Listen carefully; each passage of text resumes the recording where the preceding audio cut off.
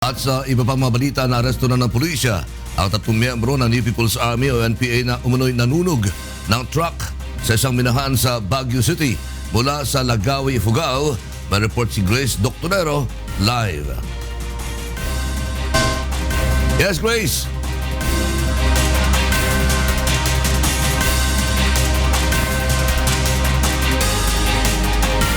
Magandang tanghali, Lakay. Nasa kustodiya na ngayon ng Philippine National Police Benguet Province ang 3 miyembro ng New People's Army o NPA na suspect sa panununog sa 2 mining truck sa Benguet kahapon ng umaga.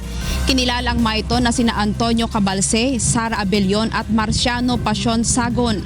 Nahuli ang mga suspects sa sinagawang checkpoint sa Barangay Gibraltar, Tip-Top, Baguio City kung saan na-identify ng mga residente ang mga sinasakyan ng mga ito na ginawa ang panununog. Huwebes ng umaga nang silaban ng mga suspect ang 2 Volvo truck ng Felix Mining Corporation sa Sitio Tapak, Barangay Ampucaw. Simula pa kahapon ay nagpakalat na ng tauhan ang iba't ibang unit ng pulisya para tugisin ang mga salarin. Sa ngayon, Lakay, ay tinutugis pa ng mga otoridad ang 2 kasamahan ng mga ito.